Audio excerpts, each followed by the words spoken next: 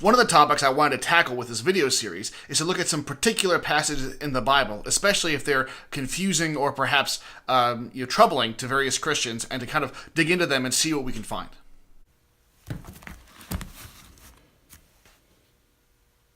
Several years ago, I led a small group of people in a Bible study at Summer Games University, and the theme of the week that year was scandalous, and so we were looking at a bunch of passages in the Bible that were scandalous in one way or another. One of those passages is the one we find in Genesis 22, and it goes by a lot of different names, but the most common are things like the offering of Isaac or the binding of Isaac, and some Bibles even insert a heading and call it the sacrifice of Isaac, even though Isaac is not actually ever killed. So for those of you who don't know the story, it's in Genesis 22, but the story begins that Moses is at home, and God calls him to take his son, his only son, Isaac, whom he loves, and to take him to a mountain in Moriah, and there he is to sacrifice him to the Lord. And Abraham takes him up the mountain, and before Abraham is able to actually strike with the knife to kill Isaac, God stops him, directs his attention to a ram that is caught in the thicket nearby, and has him offer the ram up instead of Isaac. So, as you might imagine, people outside of the church sometimes have a problem with this passage. And I know that this is a passage that's important to Judaism as well, but because I'm a Christian making videos primarily for other Christians, I am going to focus on how it's treated inside and outside of the Christian church. Usually, people outside of the church will criticize this passage, and they'll say that Abraham really should have known better, that he shouldn't have believed God when he asked him to do this thing of to sacrifice his son. And the reason why is because this notion of having a relationship with your son, it should have been more obvious to him than anything that any supposed God might say. One particular commentator was a philosopher, Immanuel Kant, one of the most influential philosophers in history. And this is what he had to say on the subject of Abraham and Isaac.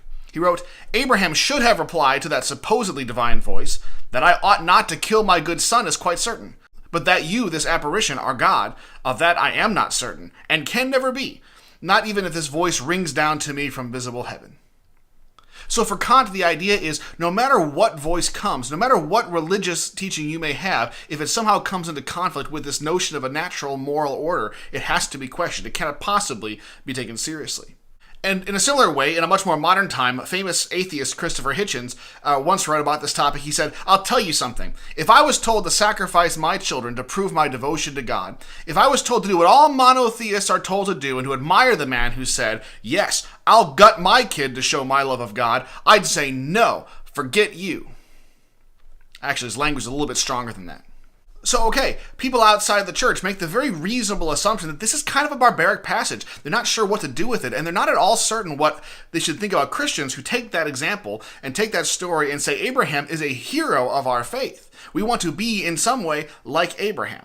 So how do we interpret it in the church? Well, I've heard it preached on several occasions, and I've read people reflect about it in various other contexts, and one of the things that almost always seems to happen is this question of, do we rely upon God? Do we trust that God will do what is right?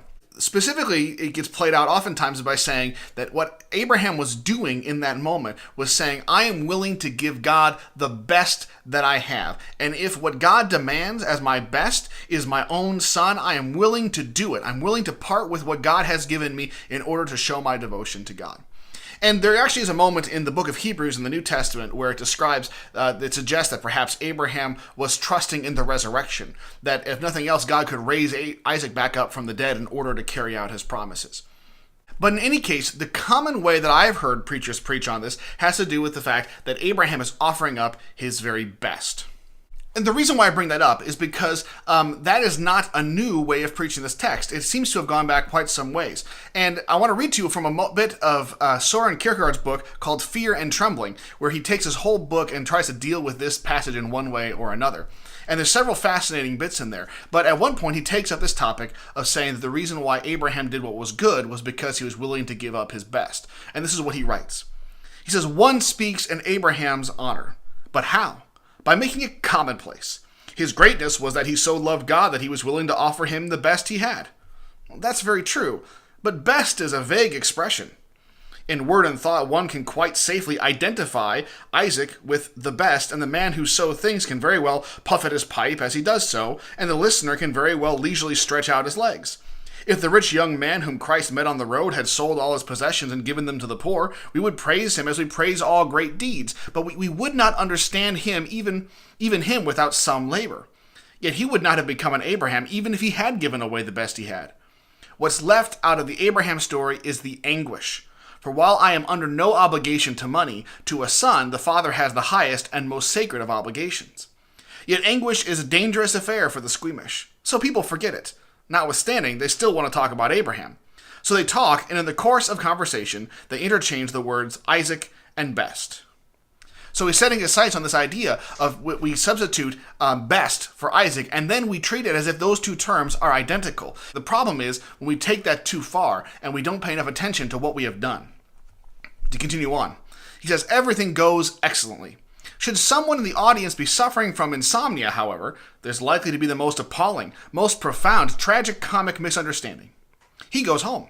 He wants to do just like Abraham, for the son is certainly the best thing that he has. Should that speaker hear word of this, he might go to the man, summon all his clerical authority, and shout, "Loathsome man, dregs of society, what devil has so possessed you that you wanted to murder your own son?" And this priest, who had felt no signs of heat or perspiration while preaching about Abraham, would be surprised at his righteous wrath with which he fulminates against that poor man. He'd be pleased with himself, for never had he spoken with such pungency and fervor before. He would say to himself and his wife, "I am an orator. All I've needed was the opportunity. When I spoke about Abraham on Sunday, I didn't feel at all carried away." If the same speaker still had some slight excess of wit to spare, he would surely lose it, were the sinner to reply coolly and with dignity, "It was in fact what you yourself preached on Sunday." You see, if we approach this passage as saying Abraham offering up Isaac was Abraham offering up his best, and then we say to people, to a congregation, to another group of folks, that if we want to be like Abraham, we also must be prepared to give up our best, we are saying, whether we mean to or not, parents, you should go home and be prepared to give up your children. Now, most of us would find that horrifying. But what Kierkegaard does here is he shows us that the way we kind of sanitize the story of Abraham and Isaac can lead us to some truly horrifying and awful conclusions. How should we interpret this passage then? I want to suggest that perhaps we should see this as if its primary purpose was to be an antidote to idolatry. Because you have to remember that other nations around the world at the time, especially the Ammonites, who are highlighted specifically in the Old Testament, actually worshiped gods who did demand child sacrifice, precisely because the reason that we often say that Abraham is willing to, because it's the best that the people have. We also know that throughout the world and throughout history, there have been other groups of people who have held competitions amongst themselves to find out who was the best among them in order to sacrifice that best person, because it only makes sense to make a sacrifice that is your best. And when people competed for this, they competed to win. They wanted to be the one chosen. They wanted to be the one sacrificed because that meant they were the best. And so I think we need to see this story not as a story of God taking a man who otherwise would never have imagined the possibility of sacrificing his child and then telling him to do something that he knew he probably shouldn't do. And instead, I think we should look at the passage as a God who begins by implying that Abraham should do exactly what he thinks and what so many other nations would say that he should do, and then right before he does it, in order to prevent any misunderstanding, stops him, prevents him from doing it, and provides a sacrifice in the place of the one he thought was his best. That in fact, the best sacrifice that Abraham can give is not his own son. The best sacrifice is to give the one that God gives in place of what he thought was his best. The implication of that is that later on we're going to read several times about God saying, "It never even entered my mind to ask you to sacrifice your children." The point being that God is so undermining, so tearing up that impulse by its roots, that to say that there is no way you are going to be like those other nations. There's no way you're going to worship me like those other nations do. And all of this really ties in very well with the huge stress throughout the Bible generally, but in particular in the Old Testament, where God tells his people that what they need to do is to listen. They don't get to invent their own sacrifices. They have to listen for what God tells them to do. And one of the things you find when you compare the ancient Israelite sacrificial practice to that of the other ancient Near Eastern tribes is that the Israelites are given very light burdens when it comes to sacrificing for God. They really don't have to give that much. In fact, it seems that part of the reason why they're constantly looking around to the other nations is because their God seems so much more demanding and required so much greater sacrifices. And so this notion of Abraham and Isaac weaves into the story of God saying, you don't get to choose what's reasonable to sacrifice. You have to listen to me and what I tell you to sacrifice. And so even if you think it makes sense to offer your son, because Abraham gets there up and does it, even if you think that, it does not mean that makes it so. What is so is what I tell you to sacrifice. So because of that, this passage really becomes, in my opinion, one of the most beautiful, one of the most striking, one of the most amazing passages in all of the Bible, because it really shows us at the root that God is the one who gets to call the shots. And it's not because God gets to tell Abraham he should sacrifice his son.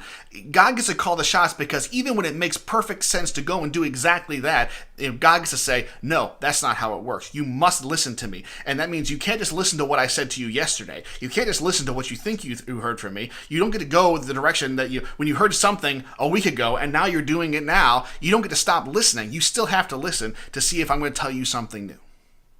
And I think that is such a radical idea that gets to the heart of so much of Christian faith.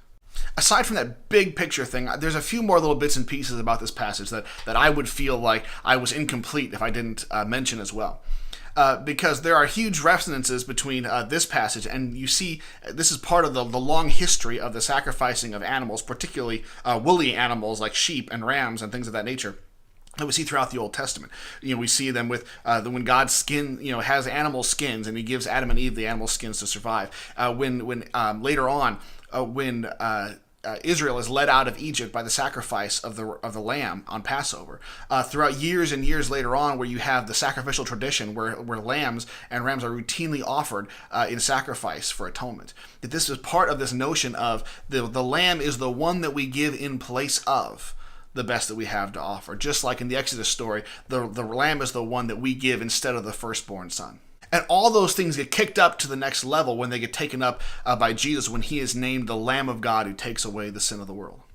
Another thing that seems significant to raise to attention is that Mount Moriah is where this takes place. And according to 2 Chronicles chapter 3, verse 1, that is the place, that Mount Moriah is the location where Solomon ends up building his temple to the Lord. And so that means that this place where God had substituted a lamb or ram for the life of Isaac is the same place where for years and years and years the people of Israel were sacrificing lambs in place of their own deaths in order to work atonement with God. And at least some have suggested that the place of Golgotha, the place of the skull where Jesus was crucified, was outside the walls of the city. But some have suggested that it's really on the same hill, the same mountain where the temple is built. And so if that's the case, then the fact that Jesus was crucified on the same location as the temple, essentially, and the same essential location where Abraham was almost sacrificed Isaac, seems to me to have significant implications and really ties these things together. That in fact, what we see happening once throughout the Old Testament is repeated and finally amplified and gets its true significance in the life, death, resurrection, and ascension of Jesus. Well, I hope that has been helpful or at least stimulating for you. You may not agree with my interpretation of it, but I have found it to be a life-giving reading of that text that helps illuminate so much else that I read in the scriptures. Well, that's it for this week. If you have a question, or if you have a suggestion for a topic, or you have a passage you'd like to hear my take on, send me an email at pastorstevic@gmail.com, and I'll try to work it into the schedule. I hope to see you next time.